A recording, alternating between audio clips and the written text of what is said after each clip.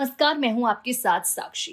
बिहार की राजनीति में इस समय सबसे ज्यादा चर्चा अनंत सिंह की शपथ को लेकर है, क्योंकि मोकामा से चुनाव जीतने वाले अनंत सिंह इस वक्त बेउडर जेल में बंद हैं।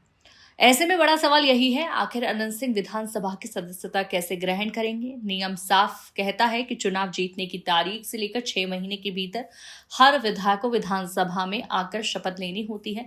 आमतौर पर यह जिम्मेदारी प्रोटेम स्पीकर निभाते हैं, जो नए विधायकों को सत्र की शुरुआत में शपथ दिलाते हैं।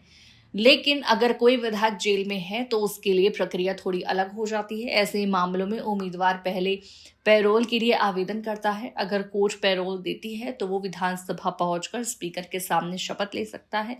2020 में भी बिल्कुल ऐसा ही हुआ था। अनंत सिंह तब भी जेल में थे, लेकिन पैरोल पर बाहर आए और विधिवत शपथ लेकर वापस चले गए। इस बार भी उनकी टीम पैरोल के लिए आवेदन करने वाली है और विधानसभा सत्र की तारीख जैसे ही तय होगी उसी के आधार पर पैरोल देने का विचार होगा। लेकिन अगर कोर्ट पैरोल देने से इनकार कर देती है तो नियम ये भी कहता है कि राज्यपाल या राज्यपाल द्वारा अधिकृत अधिकारी जेल में जाकर भी शपथ दिला सकते हैं। ये प्रक्रिया संविधान की धारा 176 के तहत पूरी की जाती है, यानी अगर बाहर आने की अनुमति ना मिले तब भी शपथ प्रक्रिया जेल के अंदर पूरी हो सकती है। अब बात करते हैं उनके मामले की। अनंत सिंह जेडीयू के टिकट पर चुनाव जीते, लेकिन चुनाव प्रचार के दौरान दुलार चंद यादव की हत्या के मामले में उन पर आरोप लगा और इसके बाद से वो जेल में है।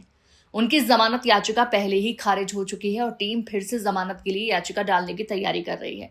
लेकिन अभी सबसे बड़ी नजर इसी बात पर टिकी है कि वो विधायक के तौर पर शपथ कब और कैसे लेते हैं। 6 महीने की समय सीमा कड़ी होती है और अगर वो समय पर शपथ नहीं लेते तो उनकी सदस्यता समाप्त हो जाएगी।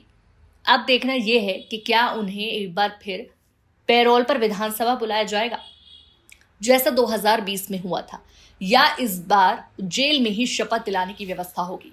बिहार की राजनीति में अनंत सिंह हमेशा सुर्खियों में रहे हैं और शपथ का मामला भी अब एक बड़ा राजनीतिक मुद्दा बन चुका है। आपकी क्या राय है? क्या अनंत सिंह को इस बार पैरोल मिलनी चाहिए? हमें कमेंट में जरूर बताएं।